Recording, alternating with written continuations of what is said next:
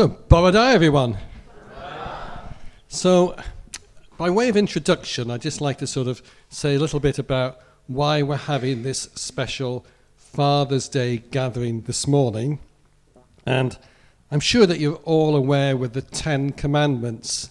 And some people view the Ten Commandments quite negatively. They think that it's a set of rules and regulations to inhibit us, dictatorial, to stop us having fun, very negative. Whereas in fact, they are there, ordained by God, to allow us to have freedom and fulfillment and harmony and positivity in our lives. And if everyone in society followed the Ten Commandments, then we would have such beautiful communities.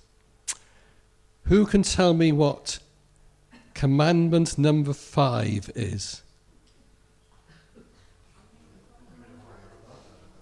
Well done.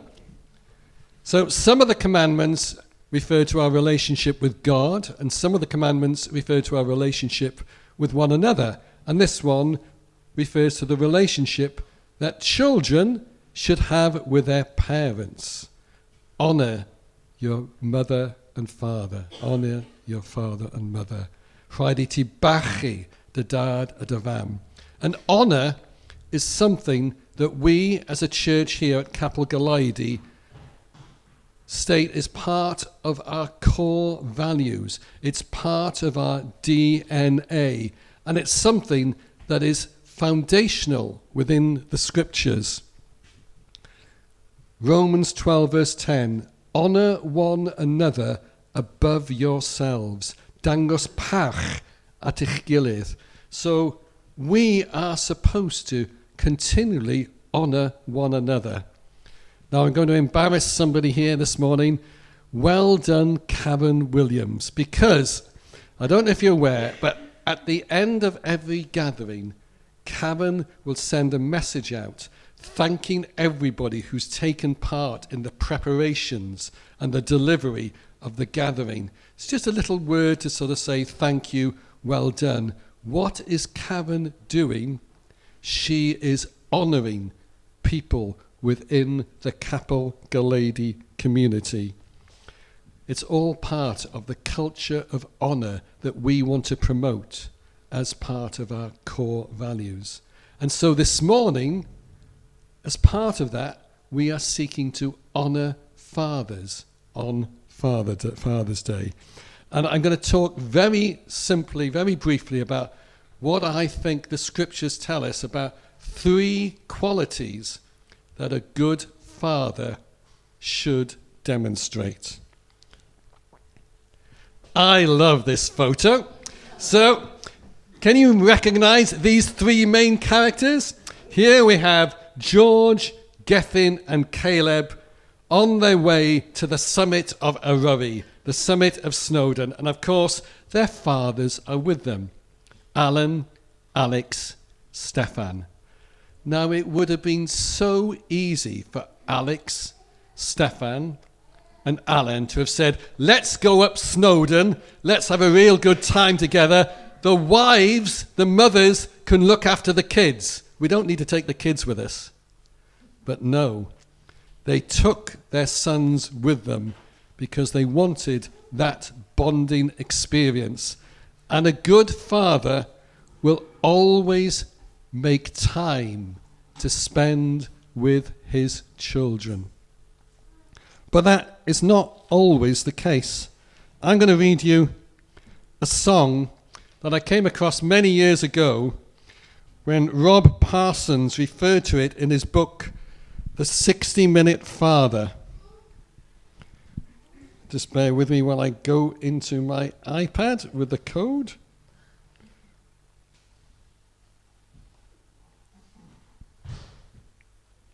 It doesn't want to play.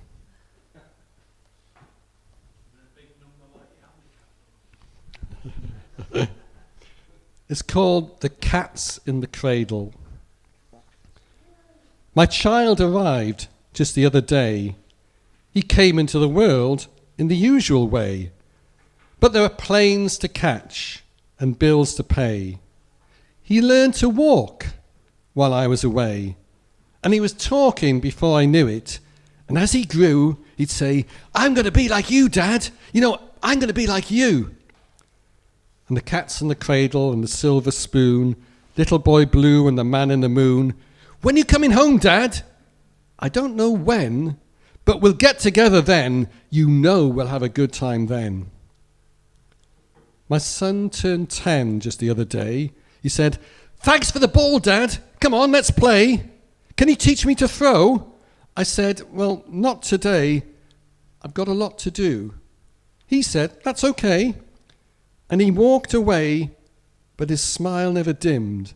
He said, I'm going to be like him, yeah? You know, I'm going to be like him. When he came home from college just the other day, so much like a man, I'm proud to say. Son, I'm proud of you. Can you sit for a while? And he shook his head, and he said with a smile, what I'd really like, Dad, is to borrow the car keys. See you later. Can I have them, please? I've long since retired. My son's moved away. I called him up just the other day. I said, I'd love to see you, if you don't mind. He said, I'd love to, Dad, if I can find the time. You see, my new job's a hassle and the kids have the flu, but it's sure nice talking to you, Dad. It's sure nice talking to you. And as I hung up the phone, it occurred to me, he'd grown up just like me. My boy was just like me. And we reap what we sow, don't we? And it's so important for us as fathers to make sure that we spend that quality time with our kids and that they will treasure that they will remember that they will respond to that. So that's the first quality. A good father will always make time to spend with his children. For the second one, we're going to watch a video, and I want you to tell me what you think the second quality is.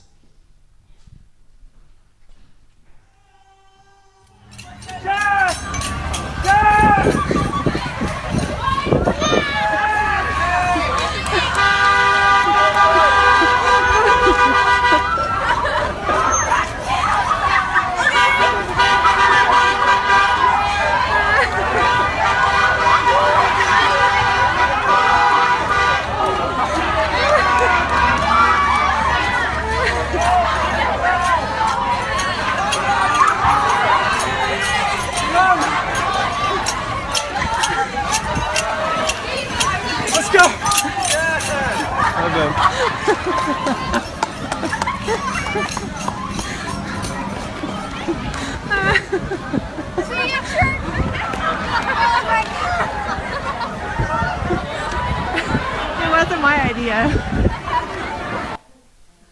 Okay, for those of you who may be listening to this recorded afterwards, we've just watched a YouTube clip of a father greeting his son coming out of college, his teenage son, and the father is wearing garish swimming trunks and completely embarrassing his son in front of all of his mates.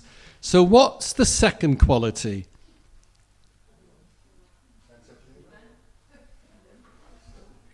Can we have the verse, please?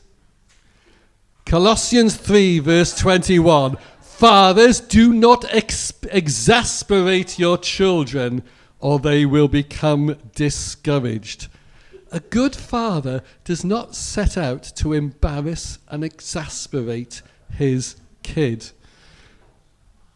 You may not be able to see this in the back. I've got a photo here of our youngest son when he's aged about 6 years old, and he looks so cute. This is Stefan wearing a tartan-style jacket.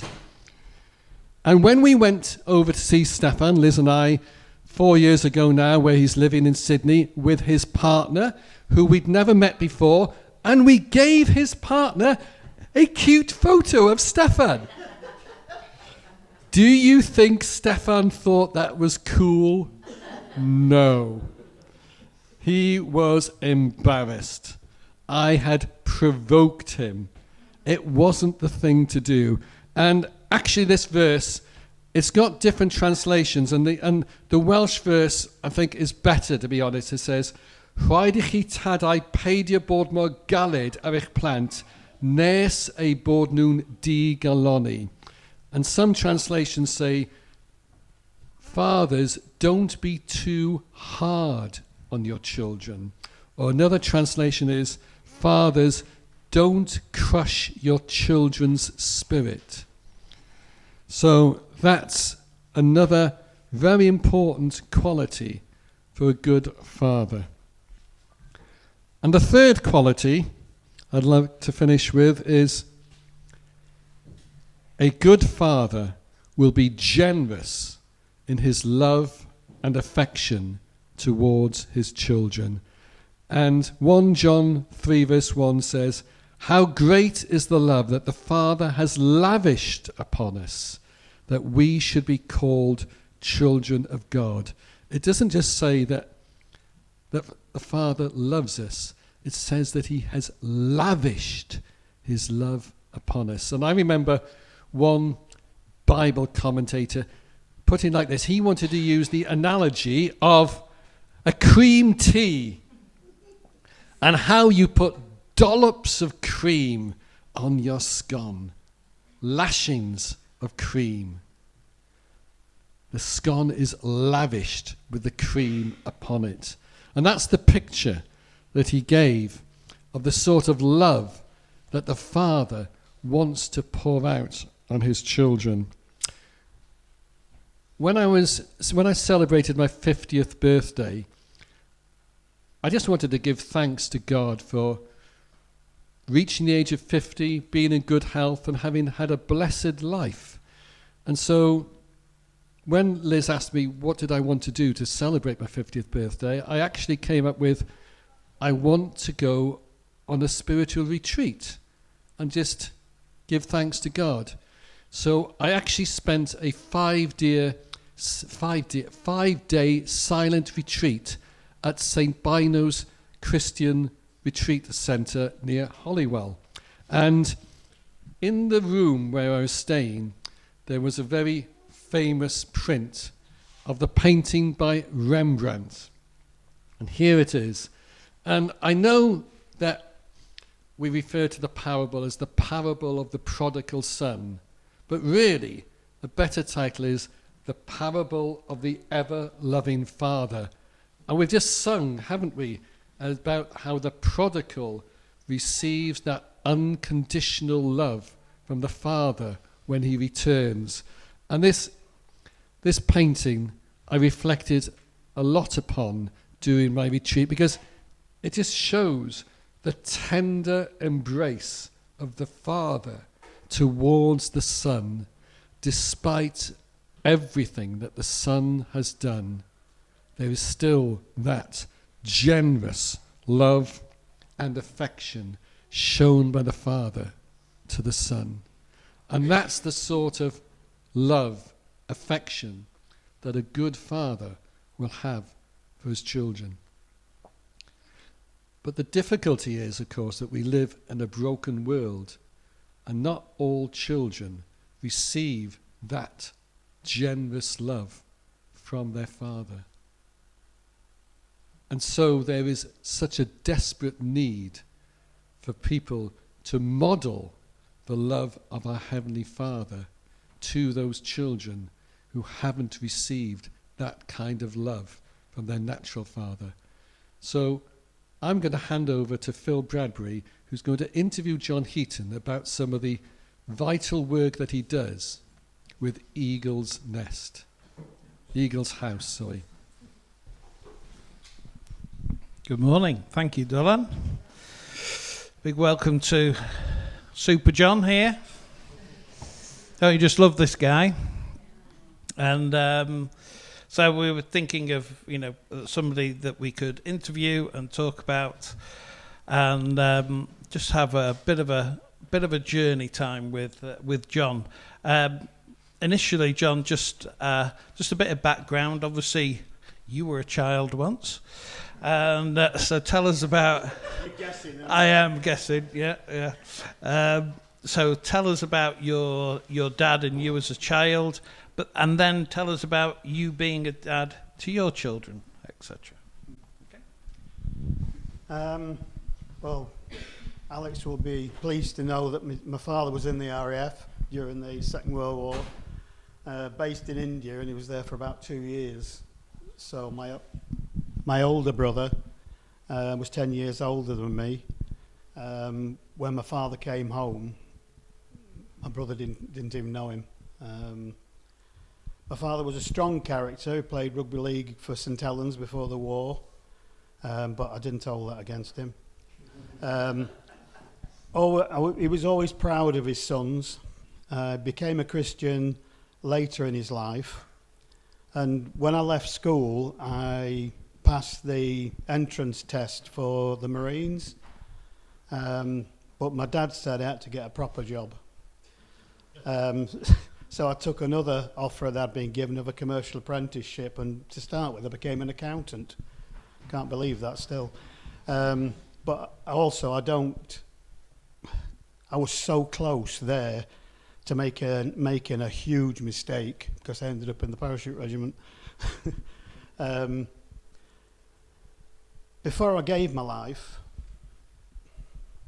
I think I was doing all the wrong things that Dylan's just been talking about. I worked as a mercenary. I'd spent time in special forces in the parachute regiment, and I worked as a mercenary. I was married before I met Alison, and my wife at that time, basically, we both chased money. I was away for long periods of time, and then God got hold of me when I was basically working for the Chinese government, and I was based in Singapore, and God turned my life upside down, basically. My children were the most important thing to me, but they were 7,000 miles away. And literally overnight, I realised my mistake. And that's when God's love entered my life. And my relationship then with my children changed. It went from that distance relationship. I couldn't do it again after what God did to me, but I then came back to the UK, and I am where I am now. So how many children have you got? 3, 2 daughters, 1 son, and 5 grandchildren. 5 grandchildren as well. Amazing. Great. So you're now living on Anglesey, and you have a passion for Eagle House, which is set up to help people that may not have had the perfect parenting experience and need a bit of guidance in life and need to see some role models. So just tell us about being a role model dad to the kids that come away with you.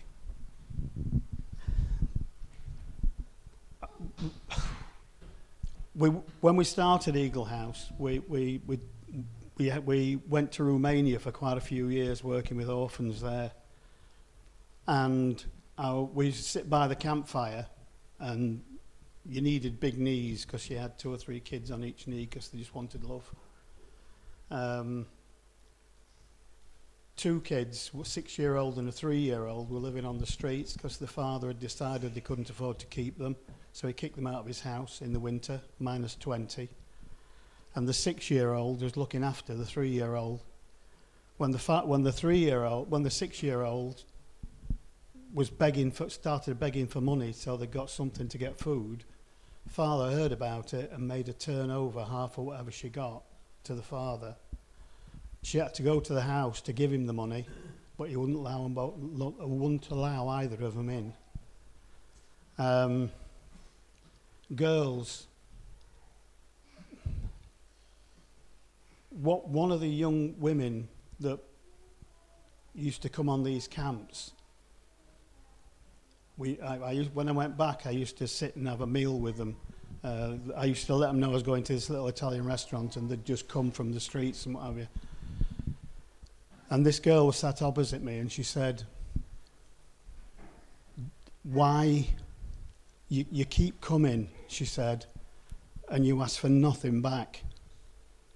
And it went through my mind, other people that are helping these kids, I wonder what they ask for back. And that scared me. We had a camp near the river, and I'd got these kids there, and they started calling me Tata John, which is dad or father. And it spooked me. I had to walk away from, I couldn't answer the kids. I had to walk away from the campfire and go down to the River Moldova and there were tears running down my face, because I thought, if I accept being a father to these kids, I can't let them down. And I don't know whether I can do that. I can't afford to. I can't get money to them. And I said, Lord, what do I do? And he said, you show them my love, I'll take care of the kids. In other words, he would be the father, and I just have to show them what I could. With the girls, some of them, father is a lousy word. Mother is for some of them. Some of the two of the girls we worked with last year, the mother had allowed the son to rape her daughter when she was 8 years old, and it went on for years, and then the friends of the family started. It's difficult. The only thing you can do is try and show them God's love, which is pure. I want to do a lot more. I believe God's told me in here on several occasions he's going to start something with young people on Anglesey that's going to ricochet across Wales, but I'm still waiting for the funding for that. Amazing.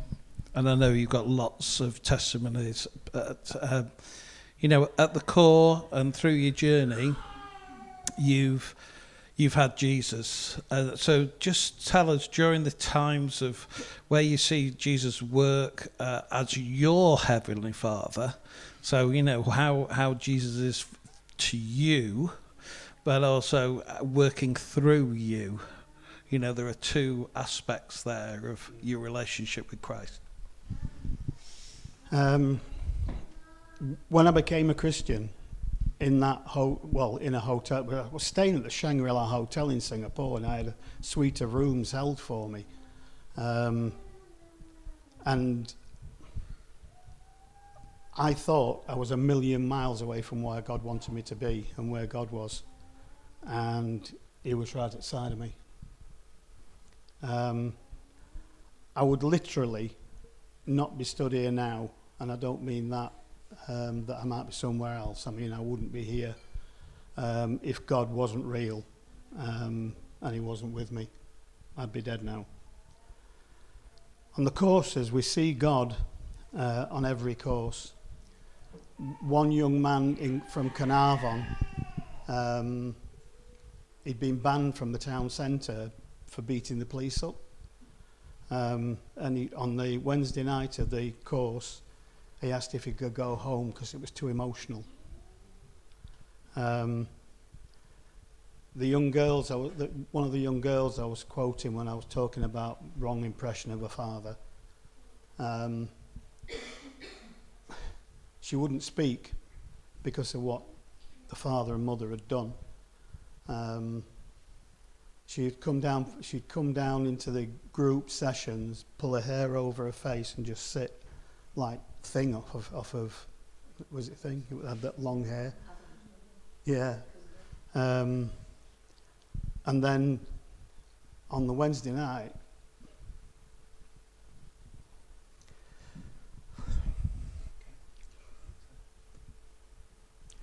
I asked if I could pray for her.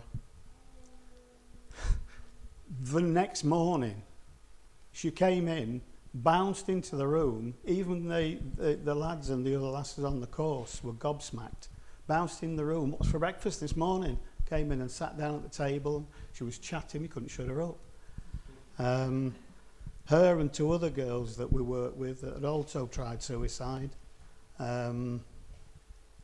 They went to college, took themselves back to college, and they emailed us back end of last year to say that they'd completed college and they're moving on into jobs now. On the courses, we see God on every course like that. We see him heal the young people, and somebody told me a long time ago, I think it could have even been in a Nicky Cruz book, you don't have to see a leg straighten. Renewing somebody's heart is as big a miracle as a physical one like that. I know there's much more to come, and I know Jesus will never let them down, even if I do, by mistake. Somebody said, I read it somewhere, that every man should be the father to every child, to love and protect them. And if we did that, last night, Alice and myself were at a charity walk for raising money for cancer over in Menai Bridge. And we were driving home. They were walking for 24 hours, so we'd gone to do a night shift. Coming home at 2 o'clock this morning, there's a young girl walking down the road, and she was staggering. She was on her own, probably mid-20s.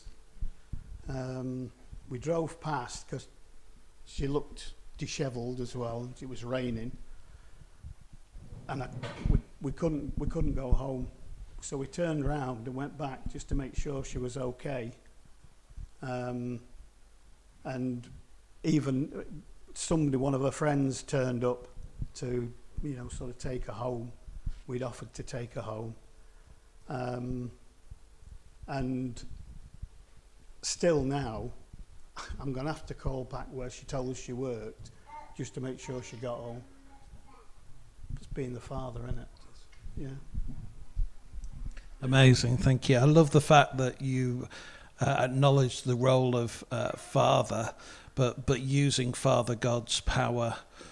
You bring people to crossroads. You bring people to situations where they can accept the love of God the Father. And bless you on your journey, and it's still continuing. So let's give John a really nice round of applause.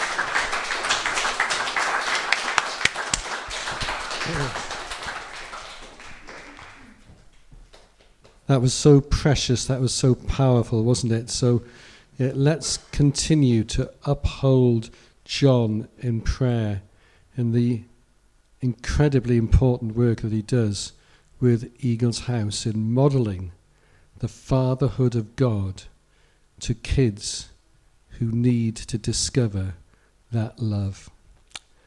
I'm going to end with one final story. Here's your picture quiz. Where's this? It is the Augusta Golf Course in Georgia, USA, where they play the Masters Tournament. And I'm going to take you back to 1996, and it's the final round, and there's only 2 golfers in contention. Greg Norman from Australia is leading Nick Faldo by 6 shots going into the final round. And Greg Norman is expected to win. But bit by bit by bit, Nick Faldo from the UK reduces that lead and eventually overtakes him. And Nick Faldo actually wins. And when the game finishes on the final green, Greg Norman walks over to Nick Faldo to shake his hand to congratulate him. But Nick Faldo doesn't shake his hand. Nick Faldo gives Greg Norman a really big hug. And Greg Norman breaks down in tears. And he said afterwards, I didn't cry because I'd lost a golf tournament. I'd lost a number of golf tournaments before, and I'd lose many afterwards. I cried because nobody had ever given me a hug like that before and meant it. His father was quite an aloof character and never gave him that sort of physical love and affection. And when Nick Faldo genuinely hugged him with that warmth, it just broke him. It just broke him. And we're going to sing the last song in a moment. And if there's anybody here this morning in the spiritual sense who just needs to receive that warm, loving embrace from the Father, just so that you can feel loved and accepted and encouraged again, then just ask for prayer from one of the leaders or somebody else that you trust here in the Capel Goleudy community. Thank you, Kate.